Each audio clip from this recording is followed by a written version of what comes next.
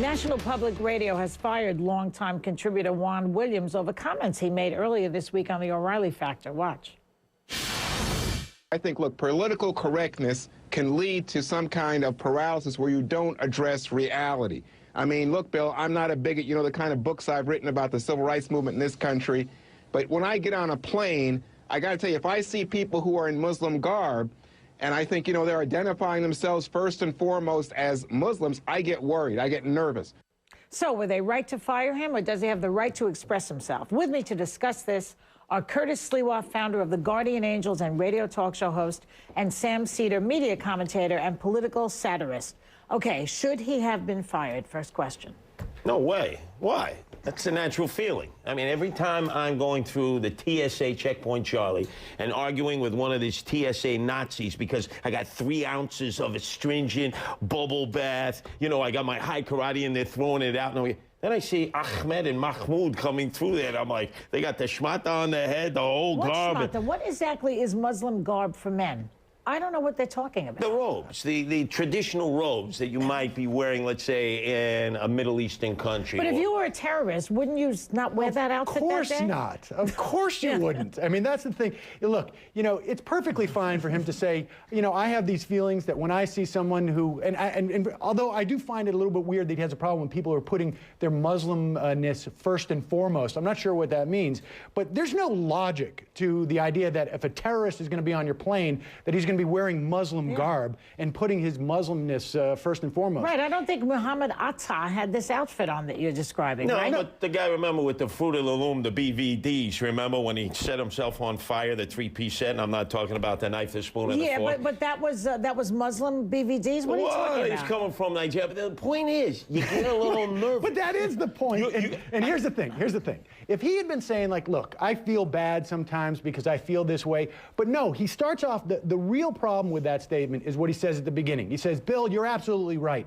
The reality is obscured by some PC correctness, that we can't say that we're afraid of people who show that they're Muslim. That's the problem, is that's not the reality. That's what's inside his head, and it may be inside your head, and it certainly obviously is inside Curtis's, but that's not the reality. Yeah, the reality is that if someone's going to come onto a plane, they're not going to be dressed that way. They're not going to indicate to everybody that I'm a Muslim. So what was Juan doing? What is he, channeling Fox News now, and everything he says is like he's a paid contributor there, and he's trying to make a buck. Hey, he does double duty there. You know, it's like he goes to the liberal side, he goes to the conservative side. That's a mistake. His complexion. Take a position and stay with it. But his complexion has been his protection. NPR liked him because he was a black commentator, and Fox News Channel likes him because he's a black commentator. Well, NPR said this. I don't think that's very fair to say to Juan Williams. I mean, that he's simply there because he's black. Oh, let's face it. At NPR, let's face it, that's that civil rights card that they use. They like to put Juan Williams out there. It's a radio show. Who's going to know what color he is? Everyone knows who Juan Williams is. Listen, I don't know if you'd be here if you weren't wearing a red beret. But the point is... Which, by the way, has seen its better days. Wait a second. Not just saying. Oh, are you saying I have issues here, Joy, as a 56-year-old guy running around with a red beret? If I saw that outfit getting on a plane, I might call a police. Say, what the hell is this nut job doing on my plane? That has happened. That has happened. Well, wait a minute. But the bottom line is NPR doesn't have to associate themselves with a guy who's going to go on Fox and try and make his buck by making Bill O'Reilly feel good about himself. And if that's what they want to do, that's what they should do. They should fire him because they don't want to ruin their brain. All right, this is what NPR said. They said his remarks on the O'Reilly Factor this past Monday were incontrovertible standards and practices and undermined his credibility as a news analyst with NPR. All right, let me use Jesse Jackson as an example, even though he's not with NPR or Fox News Channel. Remember at the height of black crime in Washington, D.C., Jesse said, I live in Northwest Washington, and when I look over my shoulder and I see the homeboys, you know, dressed with the hoodies and the baggy pants, I'm frightened. Genuine reaction.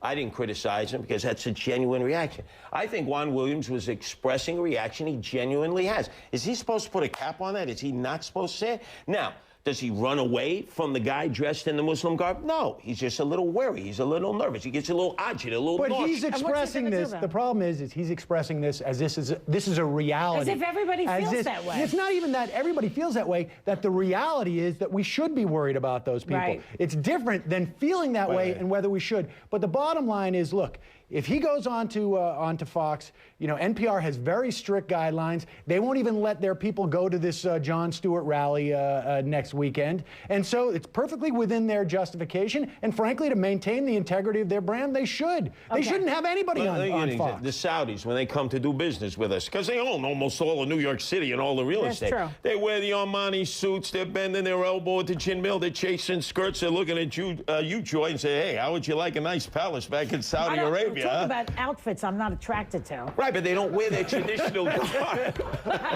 Now, let's do this. Williams defended himself today on Fox News, recounting a phone call he shared with his boss at NPR. Watch this. He went on to somehow suggest that I had made a bigoted statement, and I said, that's not a bigoted statement. You cannot ignore what happened on 9/11, and you cannot ignore the connection to Islamic radicalism. Well, I cannot ignore a white guy with his socks ticking next to me either. I mean, you know, it's like there's something wrong about what he said. I got into this with Bill O'Reilly last week. Maybe you saw that. Oh, your compadre Cheech, your friend. My friend Bill, yeah. Please don't get up and leave while we're here. And, you know, and so this started this whole conversation, and I objected to his use of the term Muslims killed us on 9/11 because it indicts an entire religion. And this is kind of like in that same category somehow. Now, look, as much as I disagree with you on this, I support the mosque being built 2 blocks from the World Trade Center. You know what grief that gives people who are on my side of the political aisle. But in reaction, yeah, of course Bill O'Reilly was wrong. You don't indict all Muslims for what a few loony kazoonies with the furniture upstairs and rearranged in the wrong rooms do. Right. Of course not. You don't say that Timothy McVeigh was a Christian. You say he was a terrorist. Right. And, you know, we don't point to the last political assassination in this country of Tiller because he was a doctor who performed abortions and indict all Christians because of that. That's a good point. You use a good point. When Timothy McVeigh had no license plates on his car, remember, he was against the United States. I see a guy driving around with no license plates, right, who looks like he's a reject from the Beverly Hillbillies. I get a little nervous. Well, I get a little worried. You don't have license plates, you're breaking the law. But we have a series in this country, a series of bombers in this country. Rudolph, who was on a bombing spree for 2 or 3 years in the 90s, bombing gay bars and bombing abortion clinics. Right. And he's being protected by other anti-choice people around the country. I don't indict all Christians because of that. Of course that would be absolutely reprehensible to do something like that. You tell me, Joy, when you see them dancing around with no shoes on, with the snakes around their neck, right? Who's doing you know, that? the charismatics, the evangelicals singing Hallelujah, the Holy Rollers, you don't get a little nervous? I thought you were talking about a burlesque show. Well, that's what it resembles, right? They start channeling, you know, and talking in spirits and tongues. I get a little nervous. You know, it sounds like racial profiling, too, what he was talking about. Like he sees somebody, so what about if he sees somebody who's an Arabic descent? A black man cannot be a racist. Haven't you heard Al Sharpton and Jesse Jackson say it's impossible for a black man, a member of a minority community, to be racist? So you're actually going against the flow. Well, racism comes from is a societal thing. It's really, I sort of agree with that. It's something that's in the society, and it's so then give Juan Williams a pass. But it's a power position. So his complexion is his protection here. Make NPR bring him back. Well, I think he should go back, frankly. I don't think he should be fired. They could reprimand him. It's like, you know, I had a fight with Bill O'Reilly, right? He apologized, which I loved. He should have. And I don't say he should be fired from his job because I disagree with him, just like I don't want to be fired for the things that I say, and I don't think they should fire him. Do you? Do you, Sam? Listen, I think they can do whatever they want, and should he be fired, I guess if you want to maintain the integrity of the NPR brand, you would fire him because he's expressing things, frankly, that are rather bigoted, and he's going on there, and he's not doing NPR any favor by trying to make Bill O'Reilly feel like his bigotry is justified. But he's usually a very, very right on target. Can we go just show you something that Bill O'Reilly did the other night on his show? Oh, sure. He's still talking about me on his show. Yeah, watch.